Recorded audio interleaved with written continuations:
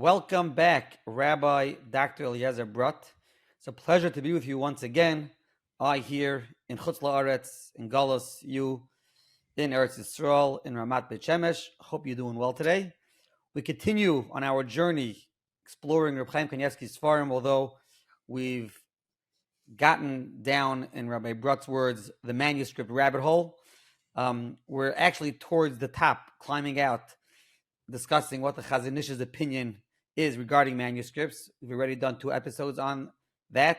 I believe Rabbi Brot wants to add a couple of interesting anecdotes and stories that he's found about the Chazon Ish's opinion regarding manuscripts. So we'll get to that.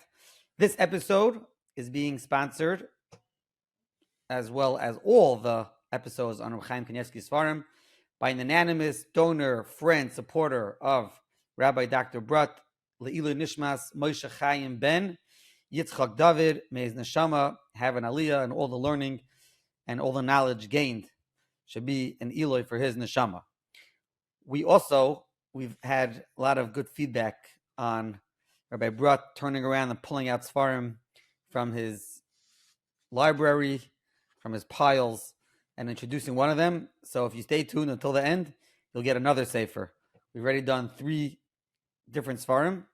We've done 2. Today will be the 3rd. We've done a Sefer on Review Margolis, a Sefer on about the Chida, from the Chida, and we will be doing a 3rd Sefer this upcoming episode. So, with that long introduction, Rabbi Brot, how are you today? Baruch Hashem. Excellent. Obviously, we have to mention that we have listeners from all around the world. We even got a message this week from someone in Hong Kong who listens to the podcasts. Amazing, beautiful. Some have a minute to read emails, so I'll just read one email from somebody who sent that he just listened to the new post on manuscripts. The material on Yerushalmi Kachim as a source for Chazon Ish's reluctance to employ new findings, and the part about Rabbeinu Chananel were mind-blowing. Okay, that is an excellent email. And Rabbi Brot, what do you have in store for us today? That's what we're about to find out. Okay. So first, we've been discussing up till now. We basically, in 2 sentences, we call it the pro using of manuscripts of Rishonim and against. The pro is, for most famous, is the Mishnah Berurah and Reb Chaim Kamenetsky, and against using new manuscripts, l'chayra, is the Shittas Chazon Ish. However, in a few episodes back already, we listed out various cases where the Chazon Ish seems to have used new manuscripts. Now, I gave in different the Chazon Ish is very well known. Besides for writing on Kol Torah Kula literally, he also was involved with the fancy word is pulmusei halacha, different controversies in halacha.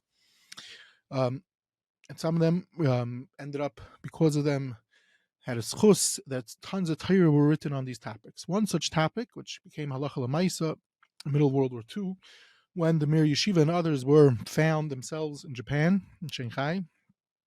So it's the controversy. It's known as the dateline controversy. So I briefly spoke about it. That over there, the Chazon Ish has no problem using new Rishonim that were printed in recent years. So I just found, as I'm looking, he wrote a kuntris called Kuntris Yud Cheshois. At the mamish at the end, he refers to it. He refers to the Ravid Shenitvas Miksav Yad, which I said it's came out in the 1930s. That's what I mentioned. So the Chazon Ish was not hiding anything. He was aware it was a new manuscript, and he quoted it with no problems. Okay, now another controversy that the Chazon Ish is very famous for, Ad Hayom, it's heavily discussed, is called the Pulmus HaShiurim. What is the correct shir for all different halachas in Shulchan Aruch that relate to this? When you have to, let's say, eat Mekiddush, wine on Seder night, all different areas. So this is a heavily discussed topic in the Gedolei Achronim for many years. And the Chazon Ish also spoke about it. So I quoted then a quote that is brought down, and this is again in the Chazon Ish in his Kuntris on Shiurim. He says like this: And he says, where is it printed? In the Eitzar Gainim and Erevin. And we already spoke about the Chibur Eitzar Gainim. Then the Chazon Ish answer says a very interesting line before he goes and brings you down what the Gainim say. He says,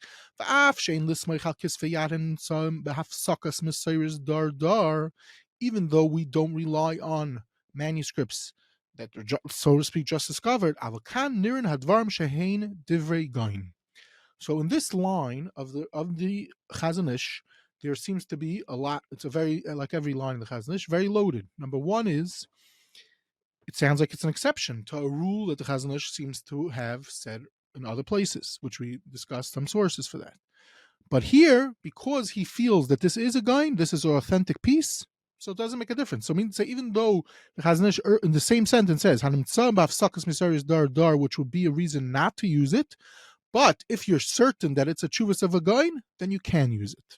Okay, and I quoted this before. So what the point I'm trying to make out is there's two very important points in these 10 words that the Chazon Ish says on this topic. But more than that, I didn't realize to the extent until I was looking further into this, falling deeper into the rabbit hole of the Pulmus Shiurim, which I am not going to go into. Don't worry, but one in the Pulmus Shiurim, the main players was Rav Chaim Na, author of the Ketzos HaShulchan, wrote a whole massive chibur about it, and the Chazon Ish responding to it. And who gets involved with this? The Steipler. And the Steipler wrote three sharp chiburim about the topic. Eventually, he publishes them. And today, I couldn't find. Recently, I could not find my copy. I luckily was matzliach in getting someone to get it from Bnei Brak. It's not so easy because you could only get you could only get the Sefer at the Steipler's house, where his family members still live. And going through this chibur, what's important relating to this controversy is like this. I wanted to show that not only, if you want to know what the Chazon Ish held, you have to look at his greatest Talmidim. The Steipler became pretty much, after he becomes a brother-in-law of the Chazon Ish, mevato das to the Chazon Ish completely. He becomes his full-fledged Talmud. In this pulmus of the Shiurim, where he writes a whole work defending and fighting with Rav Chaim Na, he's defending the Chazon Ish Shita. Throughout the work, he's using new Rishonim like nobody's business. Starting with the Gainim, this Chuvas HaGainim that the Chazon Ish brings down from Eitzar Gainim Erevin. The Steipler goes barichos on it. He's mefarish kol tag shabbatag of this tshuva, and he quotes other. He did his research, mamish in this sugya. You could see he checked up tons of sources and rishonim and gainim, and many of these things are brand new published. What's also interesting is, Lamashal, he's quoting Rabbeinu Chananel, which last week we spoke about. Rabbeinu Chananel, the Chazon Ish was not so fast to accept. Also on the side of various Masechtas, there's a Rav Nissen Gain, there's Rav Hai Gain. These were all new materials that the Shas Vilna added to the Shas that was not published before from manuscript. For usage of this controversy, the Steipler is using it now, and a lot of this material the Chazon Ish saw and okayed. But what's interesting to me, so if you go through the Sefer Shiurim Shal Torah of the Steipler, one will see mamish usage of new Rishonim. One interesting line that I found going through this chibur is that he quotes a Mar Makom from who? His son Reb Chaim Kanievsky, a Farik Rishon on the Sugya. V'chein, my son Reb Chaim Kanievsky, in the Pirish Aravid on Taris Kehanim, brings a Girsa, blah blah blah. Okay, and then he brings another Yediyah from him, and again we see here he's using his at this early age. This is going back way. This is Reb Chaim is very very young in this time in this controversy. Actually, I'm not sure because this Sefer constantly was updated, so I can't pinpoint exactly when it was. But anyway, point is that the Steipler is using the full literature of new discoveries, manuscripts, and everything. Now, what's ironic is like this. The other side, which is more, let's say, if you to be in a very broad strokes, is the Yerushalmi, is the world of Yerushalayim as opposed to Bnei Brak. So Reb Chaim also knows about this Chuvas HaGainim, and he talks about it by Arichos, and he handles it. And there, in the beginning, he writes about it, Kilu, with sources, not to be saimich on it so much. Some Chuvas HaGainim you can't rely on. So it's ironic is that the machlokes the Chazon Ish's camp is pro this discovery from this Chuvas HaGainim. Again, they have a massive arichos to explain it. Whereas the other camp, which does rely on other Rishonim and all these types of things, but they are taking this Tshuvas Hagoyim that the Chazon Ish says that Nirin Hadvarim Shein Divrei Hagoyim, going against it. Anyway, okay, but obviously this is just a very shitchiistic way of presenting it. One has to be holding deep in these complex sugyas, but just to point this out. Okay, now, with this, we can understand, with this interesting line of the Chazon Ish in his kuntris of Shiurim, we could understand a little bit when Reb Dessler, who says over, I had a conversation with Chazon Ish more than once about this topic, and he says, that the whole nakuda was when there's strange things in these Rishonim. But if, let's say, whereas Lamashal in the Sugi of Shiurim says the Chazon Ish, Kan Nirin Hadvarim Shein Divrei Hagoyim, then you can rely on it. Now, obviously, the problem is like this. We've shown that there are other times that the Chazon Ish is willing to accept materials from these manuscripts, and as the Steipler uses a bunch in the study of Shiurim. So what is the guidelines? Which Rishon would I say the Chazon Ish doesn't leave us behind a mafteach to tell me, yeah, if it's Nirin Shein Divrei Hagoyim? Of course, most of the time they say, almost every time they say, yes, we found this manuscript here, and we believe it. So what's to get there? It's very hard to know when the Chazon Ish Lamaisa would say that it's Nirin Hein Divrei Hagoyim. Okay, this is a kasha which I never was able to find a good answer. Okay, one last point before we move on is as follows. We spoke about last week is Rabbeinu Chananel, that a lot of the time that the Chazon Ish is saying his material, and we're going to get to one of the stories more in depth soon, when he is referring to is that Rabbeinu Chananel, the way it's printed in the Shas of Vilna, it's full of mistakes. We quoted one of the Lashonis, Divrei Rabbeinu Chananel hanitbasim ein lem Mesayra, mipnei shelo yadanu the Sefer Dikdukei kasu. It's full of te'usim b'chol daf adaf. That's what the Chazon Ish writes in one of the places where he talks about it, and I showed you that in multiple places he says such a lashon. So I found very interesting, a while ago, there was a Yid, Rav Yosef Halevi. Rav Yosef Halevi, he's born in 1870, and he ends up, his father was Rav Naftali Hertz Halevi, who became the Rav of Yafo before Rav Kook. Anyway, this Yid sits and learns for a very long time, till I think the 40s. And one of his projects was the Sefer HaAruch. Mirz Hashem, I hope to deal with this work more by Richos. He wrote a massive work on the Sefer HaAruch. Only Brachos and Shabbos was published. And just 2 weeks ago, Mechona Havat Shalom printed the whole work on Shas. And what he did in this work, I'm going to speak about in a different presentation, not relating to this, but Mirz Hashem very soon. But anyway, they printed his materials that he wrote. He spent a lot of time learning the Sefer Aruch, and what the significance of that is obviously its own story. And he learned Rabbeinu Chananel a lot. So in a piece that he published in a journal at the time, he finds a piece of Rabbeinu Chananel, and then he says it's referring to a piece of Rabbeinu Chananel in Shabbos. He says, even though Reb Shlomo Kayin, who we spoke at, was one of the footnoters working for Shas Vilna to explain this Rabbeinu Chananel, he says Torah, it's not true. And basically what happened was a printing mistake. The person who transcribed words that were supposed to be in a different page earlier onto this page. He has some brilliant chap, and then he shows that, so there's lines that got taken that was supposed to be, let's say, on the Amud Beis, was somehow put onto the Amud Aleph of the Gemarah, and that was what made it confusing. But if you read it very carefully, you'll realize that there's two different pieces, and this piece is really going on Amud Beis of the Gemarah, and so basically Shas Vilna put it in the wrong place, which is similar to what I'm saying with the Chazon Ish.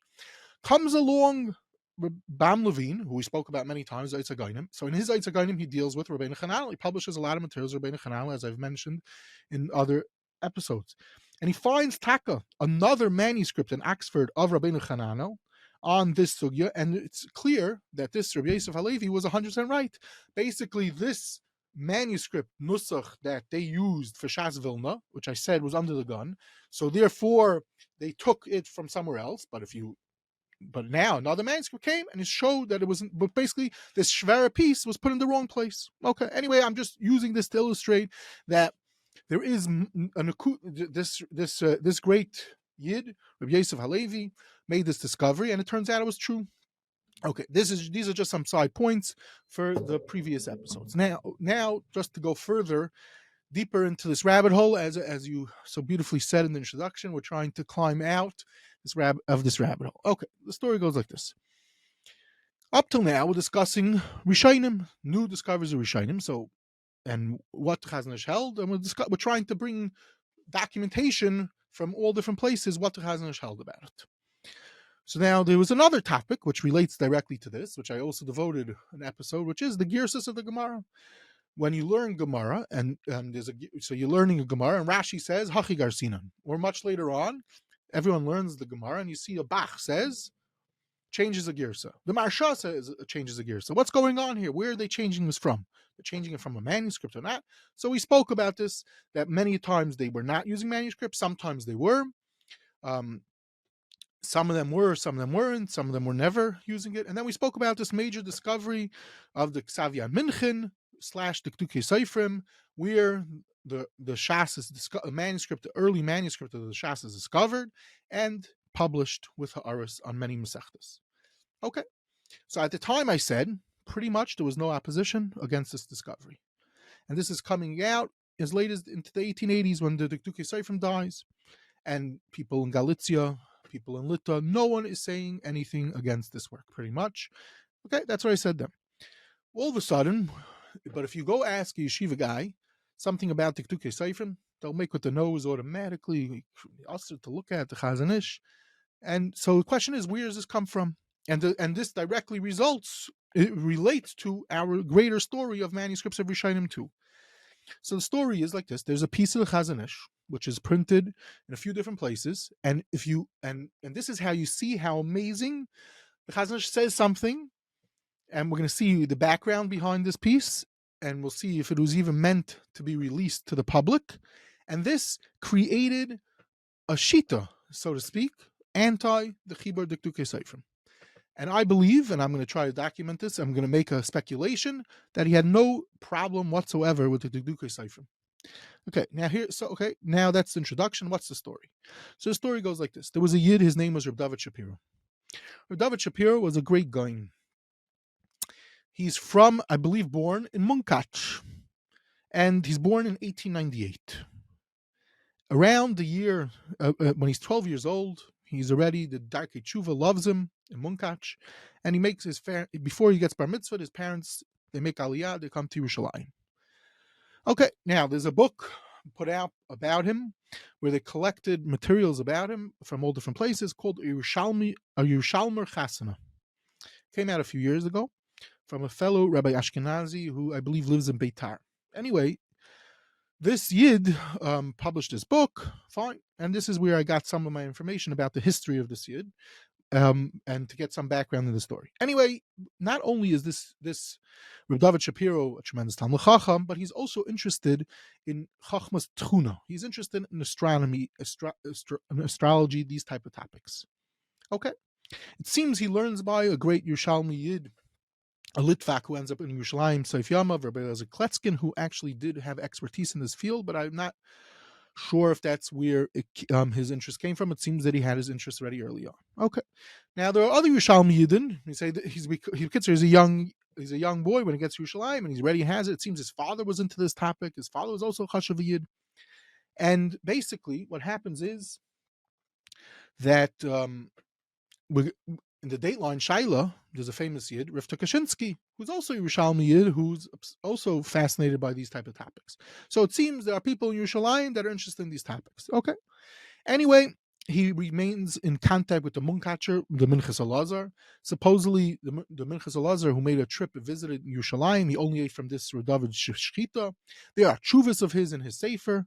Anyway, all in all, we're talking about a tremendous, tremendous Talmud Chacham who is expert in other areas besides the regular Shasu Paiskim. Okay.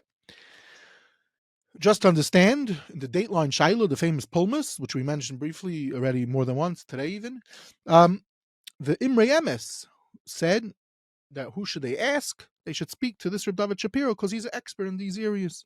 So you see that he's a known expert that the Gedolim hold of in this topic. Okay, anyway, in 1938, he releases volume 1 of his Tshuvas called B'nai Tzion, and 1971 is the second volume, and then after his death, volume 3 comes out. Okay, very nice. So what does this have to do with our story? The answer is as follows. It seems that in the late 1930s, while he was working on this tshuva sefer of his and various shtickl Torah of his, he decided to send a siman of a manuscript of one of his tshuvas to the Chazon Ish. And the Chazon Ish wrote intense comments. And I mean really, really long comments and intense comments, pages. Okay. And this is talking about, there's a massive tshuva that Chazon Ish decided to comment to. However, it's clear, we know now, the Chazon Ish never intended for anyone, especially not the author, to see this.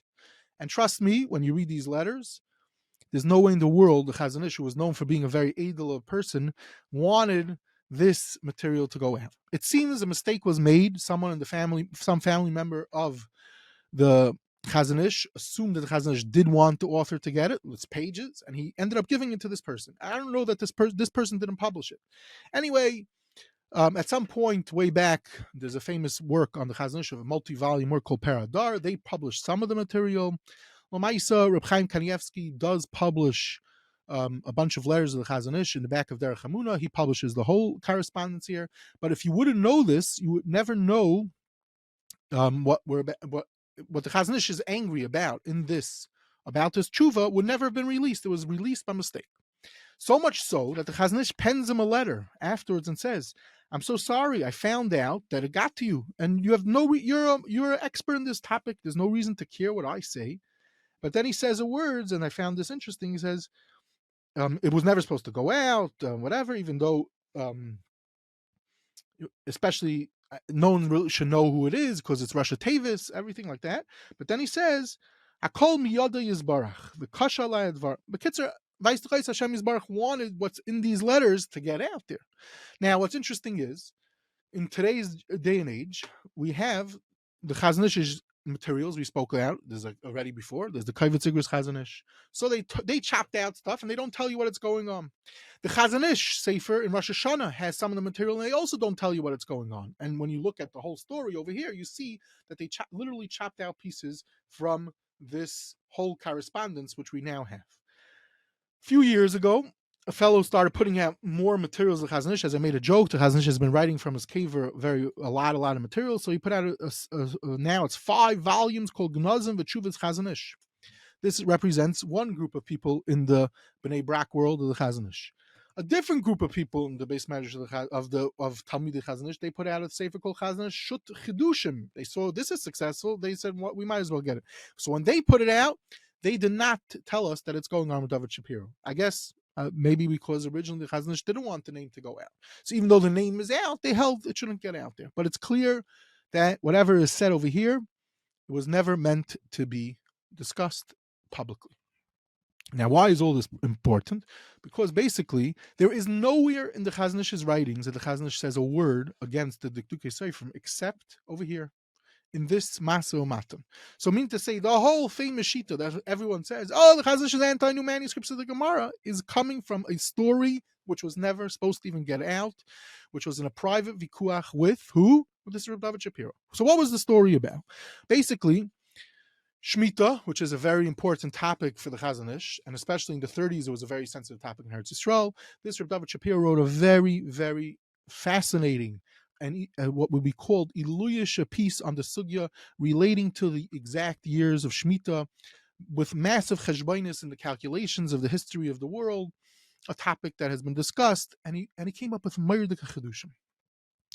And you see right away what's going on. When you start looking at the Chazon Ish over here, you could tell that the Chazon Ish is having, I'm not going to use the exact words I really would use offline, but the Chazon Ish is getting very, very nervous. Right away he begins and he starts saying, to say things, he brings a klal from Reb Chaim Volozhiner, to say something so mechudishdik that a Rebbe never said, which is against everything we know, it's unheard of. So basically we have this massive piece that this Yid writes, which has 85 pieces, at least 85 parts, with Iluyishkeit and Chaps and Yushalmis and Bavlis and Seder Ilums and historical stuff and everything. He was as I said, he was a Ma'ir Ilui. the Chazon Ish is going nuts. He's saying it does not, whatever you're saying, but it's not like the Chazon Ish says, okay, you're saying you're Chiddush, and he leaves him alone. No, he has pages to explain to him the Cheshbainis and the Sugya, why you're wrong. Okay, fine. In middle, you could see that he doesn't like the language he's using. Okay, so this happens sometimes. At one point, you could see that gets him nervous is the way he talks about the Gemarah. He says some type of line in the middle of the conversation about the Gemarah. So says the Chazon Ish, you're referring to the Gemarah Bekrirus Yisera. It's too cold how you're referring to the Gemarah. Now you have to understand. Again, I'm not saying that this is really what's going on, but Dovid Schapiro is a Munkatcher. If the Chazon Ish would have read stuff from the Munkatcher, the Minchas Elazar, he probably would have said the same thing. But says the Chazon Ish, a famous line, which the Chazon Ish says elsewhere, different Lashonis are the same thing. Alu mityachsim la'gra b'shura shel Moshe Rabbeinu ala shalom Ezra Rabbeinu HaKadosh of Ashi HaRambam HaGra shenizgal Torah al yadik HaKadosh. So therefore, you got to be very, very careful. Umadrigasai beruach HaKadosh b'chesidasai, and he talks about b'kiyasai b'iyun ha'omek b'kol ha'Torah. Going on. And then he says, even and the Gemarah Taka, he throws in, yes, the Gemarah argues on Shulchan Aruch, even that's a different story. But the point is, you could see from this, he devotes at least a page and a half, lines and lines. He's getting nervous how he's being mityaches with the Gemarah and how he talks about Rishonim over here. So basically, what I'm trying to say is, when you start reading this Siman very, very carefully, you see we're talking about a piece that's getting the Chazon Ish nervous. It's not that he said one line in the piece and he relies on the Dikdukei Sofrim, and then all of a sudden has the Chazon Ish. Oh, you said something about the Dikdukei Sofrim. The Dikdukei Sofrim is a terrible thing because of whatever reason, which we're about to see. The whole tshuva, the halach yelech of the whole tshuva, which the Chazon Ish devotes pages, literally pages, to going against. He's saying his cheshbainis are wrong. I'm not going to say them over because you have to really be holding in the sugya, but they are very, very sharp.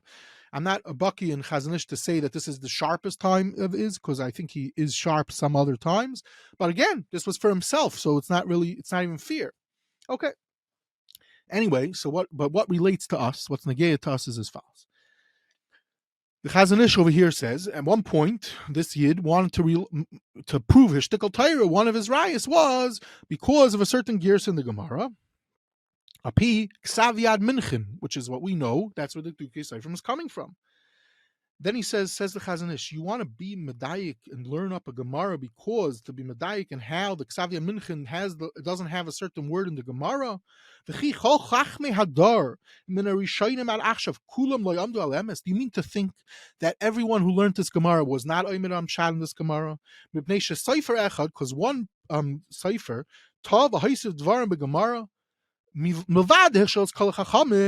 Even not only is he being machshel everyone to learn wrong pshat, the ksav yad shall be.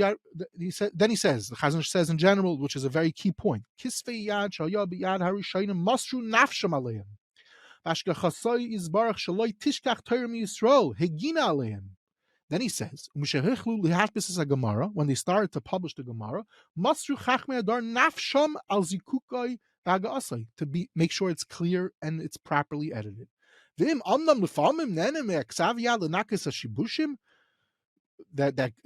over time came in. He goes on, and he says you cannot. But just because you found in the Ksav Yad Minchin that it doesn't have this line, you want to bayos and you want to go against Rishonim and everything. Bekitzer, Chazon Ish is not going for this. Then he says, they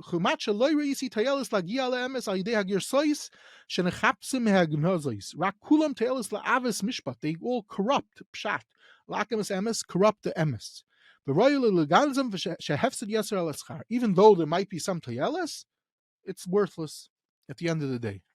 And then he says, and then he brings down something the Dikdukei Sofrim. Okay, so you see over here, the whole thing over here, which became known as the Chazon Ish Shita, very anti-manuscripts, and the Chazon Ish has other Lashonis also about this further on in this piece, is what's known as the Chazon Ish, his piece, anti-Dikdukei Sofrim. So first of all, so just to clarify 2 points. Number one, I've quoted it numerous times. Shlomo Yosef Zevin, he has a book review about this Sefer B'nai Tzion. And what's fascinating is like this. If you did not know that the Chazon Ish is what's going on over here, that the Chazon Ish is so sharp against this Tshuva Sefer of these Simanim of Reb David Schapiro, you never would be aimed on what's going on in the review of Reb Zevin on this Sefer. You might think it's okay, maybe it's not the most positive review of the Sefer, but if you read it very carefully and you understand what the Chazon Ish held, you can understand is that Zevin also, who was a Goyin Olam, and he also picked up and he writes very sharp, but you have to know the Chazon Ish to understand that context, against this Sefer. He says nothing holds up.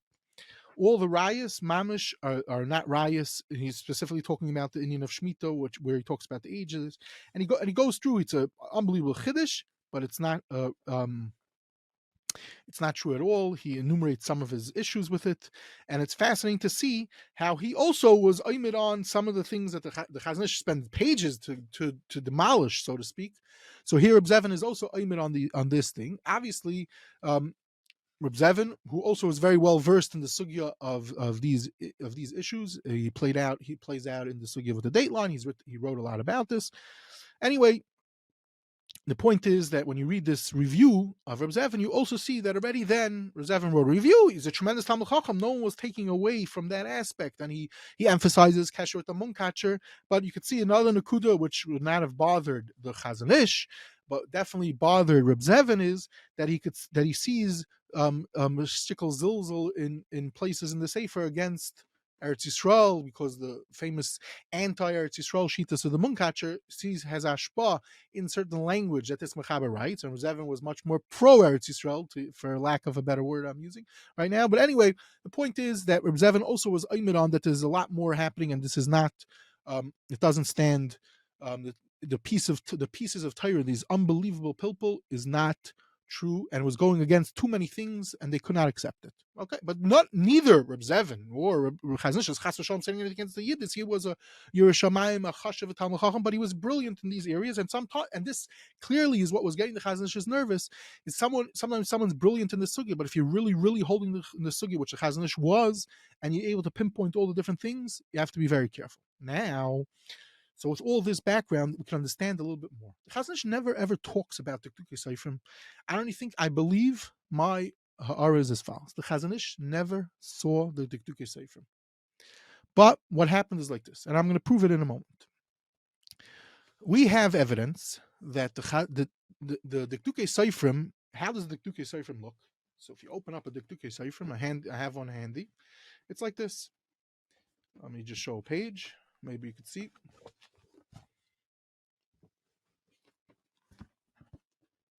Okay, so if you can't see, not everyone sees it on the video. Basically, is on the top is the Gemarah. On one side, he calls the Nusach HaTfus. On one side is the Nusach HaKsav. The bottom is full of ha'aros. Now, he went ahead and he read the manuscript, what's called Ksav Yad Minchen.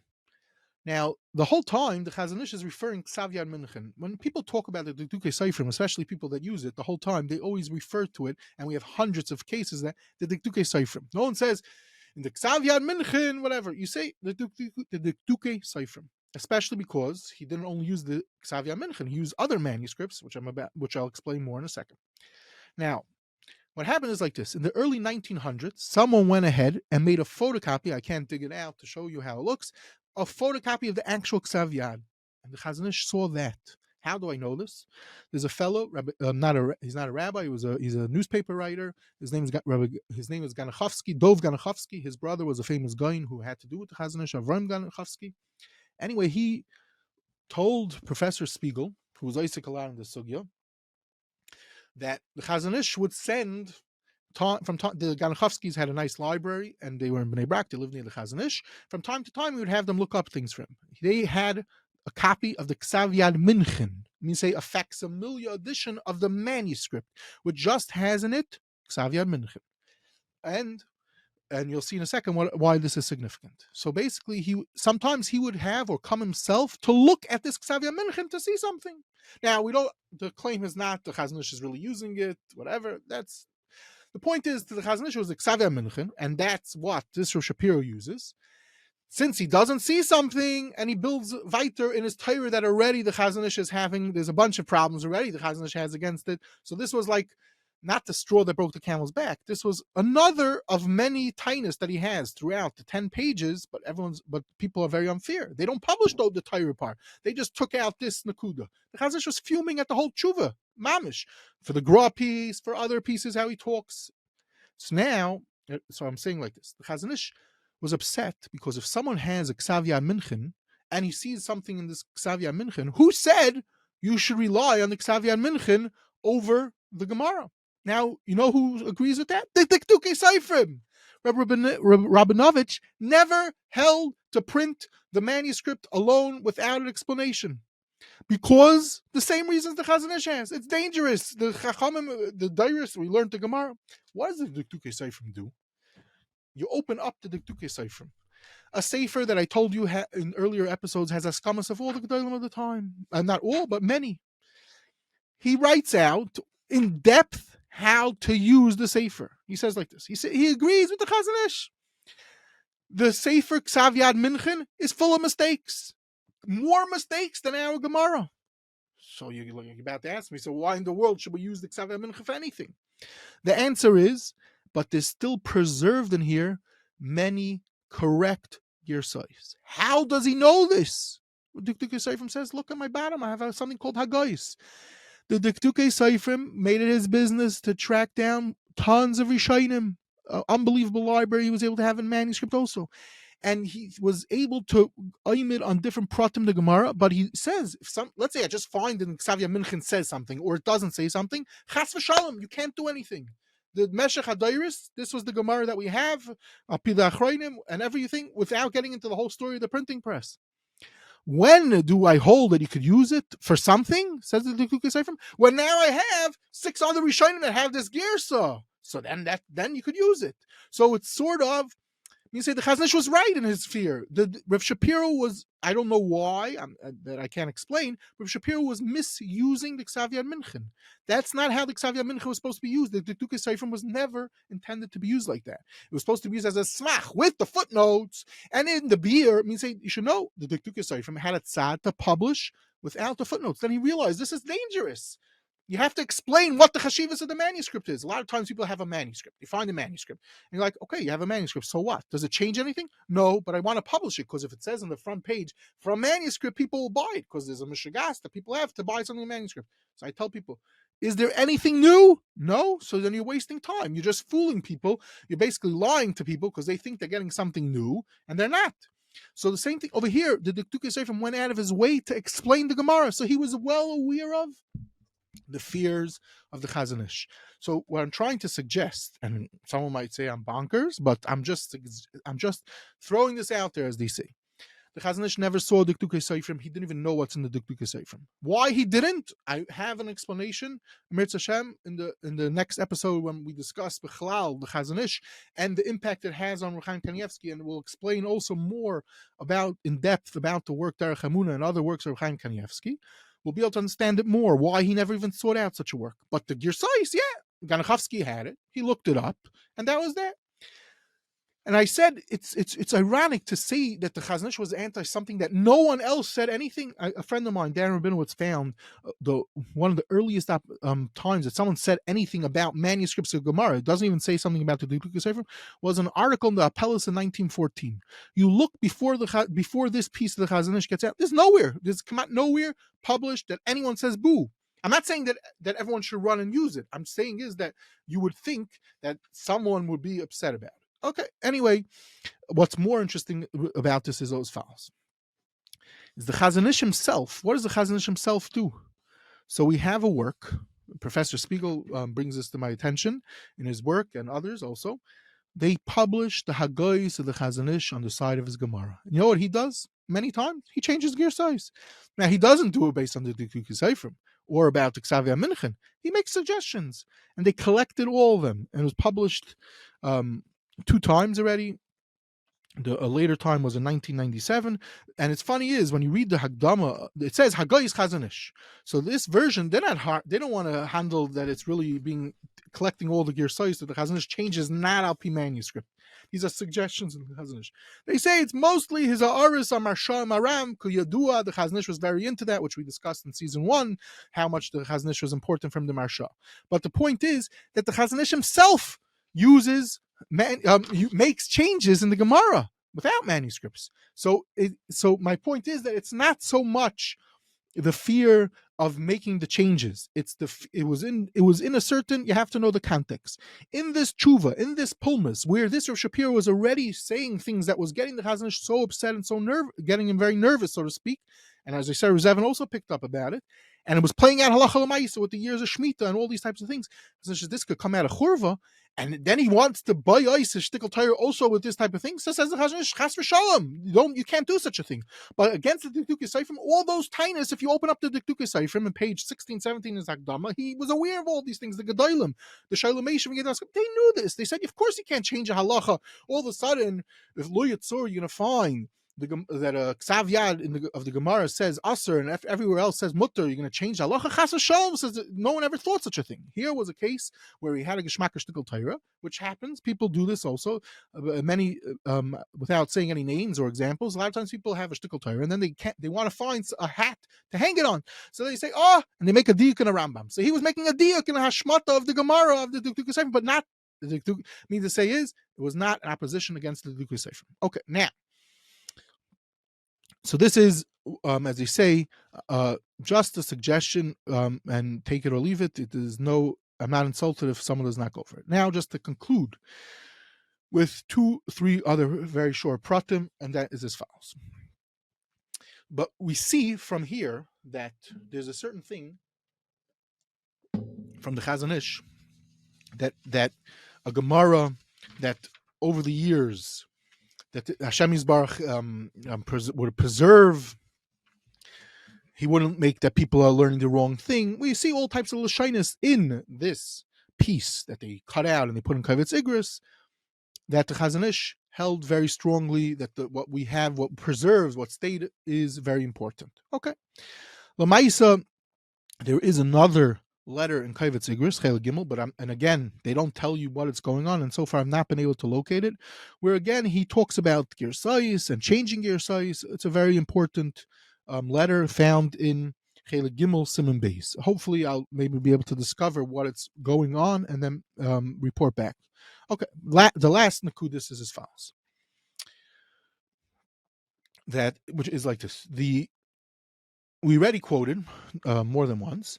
Says we're trying to understand what's bothering the Chazon Ish about manuscripts. So Lamashal, I said the Sridei Eish in a letter to Rav Herzog, literally right after mamish a short time after the Chazon Ish is nifter, he talks about the Shitas Chazon Ish, and he says the Chazon Ish held Ein Lavi as Tshuvas Hagoyim v'Sefer Rishonim Shnimtza Achar Beis Yosef b'Cheshbon Halacha. These are very, very carefully used words, which I hope to discuss. But in short, over here we see there's something about the power of the Beis Yosef. That's how the Sridei Eish understood the Shitas Chazon Ish. Okay. Now, to be Messiah is like this. One of the places that the Chazon Ish had a whole deal, a back and forth with someone about the sugya of manuscripts, even though it was a side prat in the sugya, so to speak, but in the end they discussed all different things, was the Chazon Ish wrote a piece about Klayim, and if Bnei Noach have to be observed Klayim or not. Chazon Ish published this piece. And there was a Yid in Bnei Brak at the time. It was a Talmud of the Avnei Nezer. And he wrote a tshuva on the topic. It seems they had a letters back and forth, him and the Chazon Ish, on the sugya. Okay, and eventually we have the whole correspondence. We don't have the whole correspondence. We have a lot of the correspondence. Always you get a trickle over here, a letter over there, a paragraph over there, a paragraph over there. And the point was the Chazon Ish claimed that there's no such thing as Bnei Noach. There's only Sheva mitzvahs Bnei Noach. Klayim is not one of them. And this is the pashtus of the Gemarah. Okay. L'maisa, there's Makairis, there's a Shver Rambam in the Sugya, always a Shver Rambam.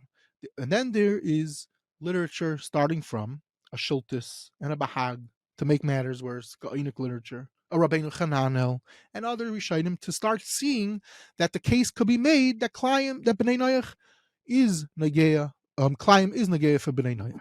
Okay. So they're having this dion back and forth, this Yid, in this Chashav Yid, a Talmud of Avnei Nezer, and it's published in a Chibur of his called Zahav Ha'aretz. Anyway, what I found fascinating is that in the course of this conversation, he writes back to him about, so that's where the Chazon Ish writes, don't bring me rayas from Rabbeinu Chananel. Now, mind you, in the Pulmus with Reb Dovid Schapiro, just to point this out, at one point Rabbeinu Chananel gets mixed into the occasion, and the Chazon Ish has a whole mahalach how to explain that Rabbeinu Chananel. It doesn't tell Reb Dovid Shapiro, oh, 1 second, don't rely on the Rabbeinu Chananel. This goes to prove the shita that I said. The Chazon Ish held if it's nicker to him that a certain piece is emes, then he's going to be mefarish it. So Rabbeinu Chananel in that sugi was. There was also a chuvas of a piece of ga'inim that this David Shapiro brought down. The Chazon Ish doesn't say, don't rely on the Rishonim. He has explanation to say that you're learning wrong pshat in this chuvas, this piece of ga'inim. But over here, in this pulmus with this yid, he says Rabbeinu Chananel, no, it's full of mistakes. You can't rely on it. Then he says, you tell me there's the shiltus and a bahag. He says the Rishonim, the Rush and the Tur, l'chayr, they would have seen it, so if they didn't bring it down, then he uses the concept of halacha kibasroi. And in the halach of this tshuva back and forth between the Chazon Ish, which is published, some of it's published in the Chazon Ish and Klayim, they added in parts, and in the Zahav Ha'aretz of this Yid,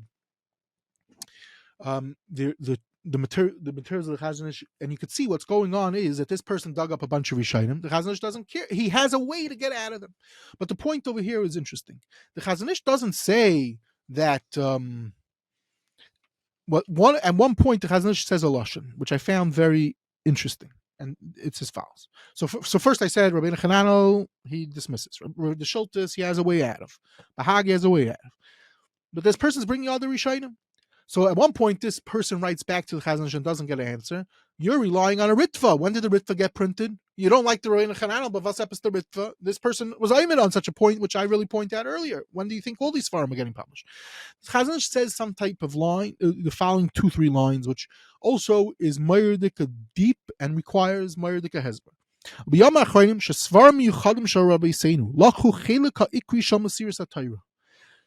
Chazon Ish is saying a lot over here, which I'm not going to try to even explain. Kimoi Rif, Rosh, Rambam, Ramban, Rajba, Ritva, Ran, Magim Mishnah, Mordechai, Pirish, Rashi, V'Taisis, Veheim Hayu Harabanu Hamuvhakin Shal Dayers. Okay. Then he says some other lines, and then he says, so it doesn't change that you're publishing Kisveyad HaChadashim. That's what he says to this person. Okay? Well, Maisa, as I said in the first few episodes, slow down. When exactly are these chiburim published? When do you think the Ramban, Rashba, and Ritva are published? It means to say, if we go like the Sri De'eshes learning Pshat in the Beis Yosef, that it's in the Chazon Ish, that's telling the Beis Yosef, so then we would have something to work with. But that's not true, because the Chazon Ish is adding in the Ramban, Rashba, and Ritva. You know, we discussed in the first few episodes, these are brand new discoveries, and every Masechta, we have on all daf, we discussed the Svarim on each Masechta, we see when these Rishonim are coming out. So, was epis that these are the Messiah, these are not, how does this work? It's a very, it requires a lot of beer, what the Chazon Ish is saying over here. And Lamaisa, and we'll be masber this a drop in the next episode, but in a different letter, we're explaining with the Shitas Chazon Ish. So he actually has a letter from the Chazon Ish, Rabbi Yamin Zilber in Oznid Beru, and he talks about the Kisveyad, and the Chazon Ish seems to say Kvar Aman Atumim, that we don't rely on these new materials, and that's a whole different reason, which we'll see what the Tumim says, Amir Hashem, in the next episode. But the point is like this. Just to sum up what I'm trying to bring out from the story of Klein. The story is that we have a pulmus, which the Chazon Ish says something, but it's very important, is like this. The Chazon Ish learned up the sugya very well. And the Gemarahs, and if you go ask someone, how many mitzvahs are there for B'nai Noach? There's 7 mitzvahs B'nai Noach. Now, what's interesting is like this. There's a Gemarah in Chulin that seems to say, and I think it's Tzadik Beis, that says they have 30 mitzvahs B'nai Noach. Right away over there, Rashi says he doesn't know what 30 mitzvahs B'nai Noach. On the side of the Gemarah, Rabbi Tzal Ransberg sends you to Ramami Pano. Ramami Pano tries to make a cheshbon, what 30 mitzvahs? Okay, but where is this coming from? Lamaisa today, I randomly came across this. This is beyond Siyata Shmaya. I was pulling out, I have a few copies of the journal called Sinai that came out in 1973. I'm looking at it for a completely different reason. And I see over here it says Shloishim mitzvahs shel bnei Noach lefi Reb Shmuel ben Chafni Goin. And Taka, he has a whole arichos, and one of them Taka is Klayim. And as I said, this piece talks about the Shultis, the Bahag, that they also learned up. I mean, say there's other Gemaras, but the Chazon Ish was aware of the other Gemaras. And in this piece, he deals with different things, and he says it's fascinating to see. The Chazon Ish says something of I don't like to get into Maso Matam with Chachamim. Nothing ever comes from it. Ki ein das bnei Adam mishtavois v'shini adasim hem al roiv v'svivus mukdemois yisoidis b'chodeis ani shoynes hadvarim. He basically doesn't. Everyone has preconceived notions, and not going to get him. It's not going to help to have an argument. But Lamaisa here, he does attempt on some level to explain in the Sugya of Klayim his thing, and I quoted some of his points over here.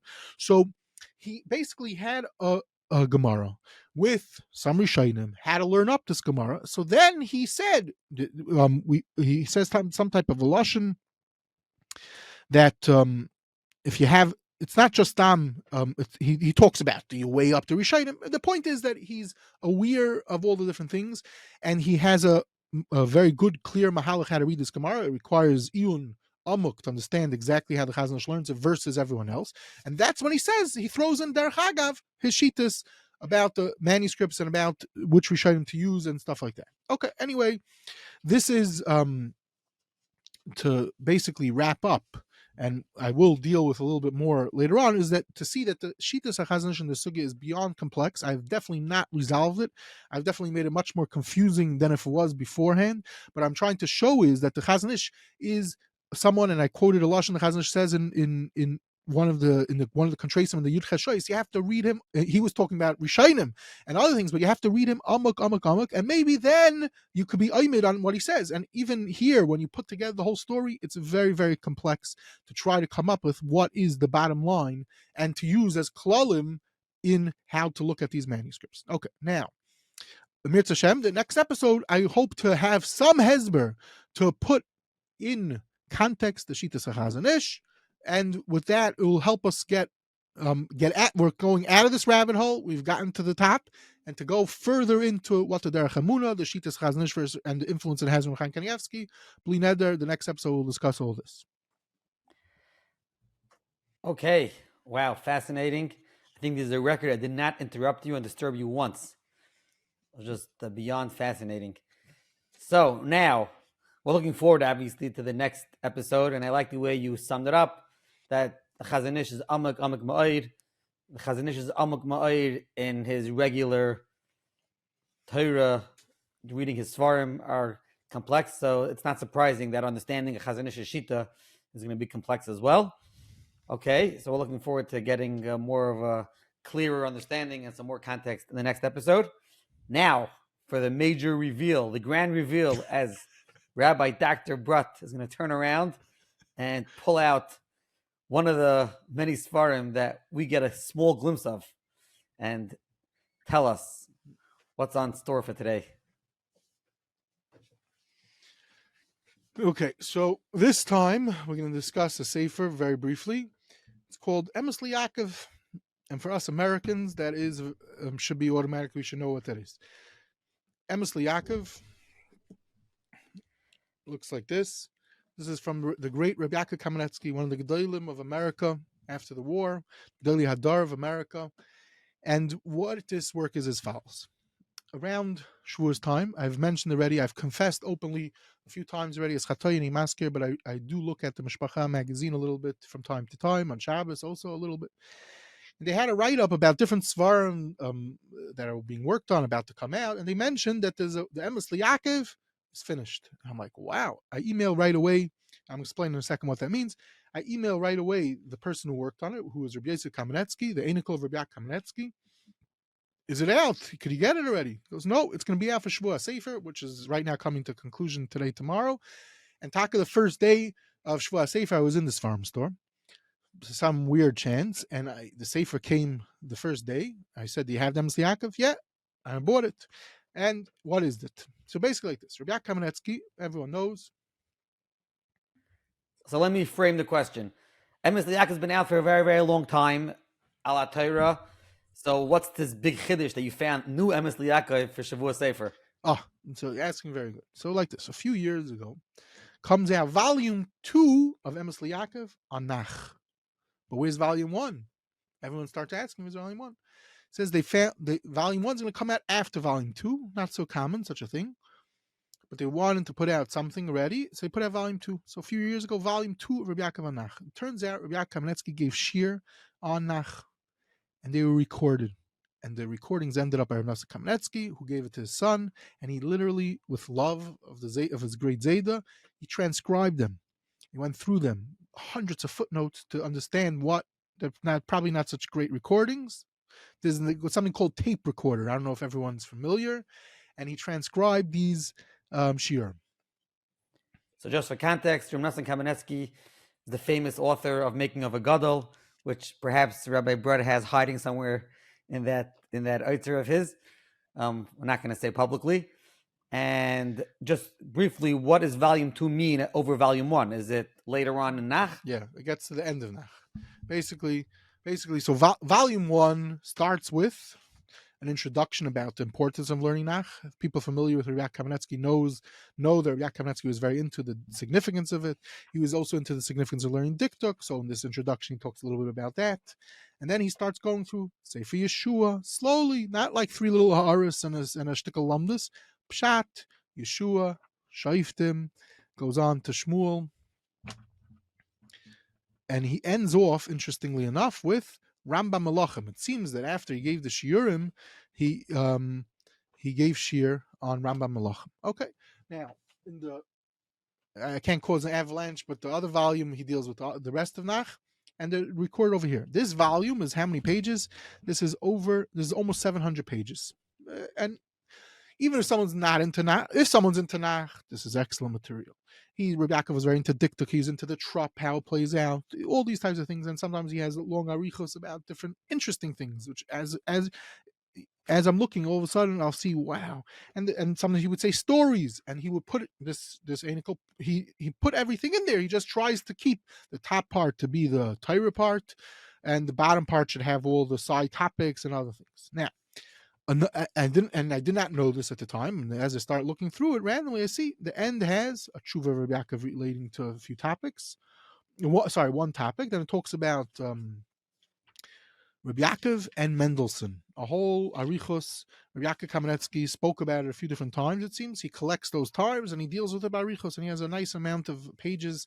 The Yachas to Moses Mendelssohn, which I found that to be very interesting. He's confronting it and dealing with it at length. So what does he say about the beer of Mendelssohn?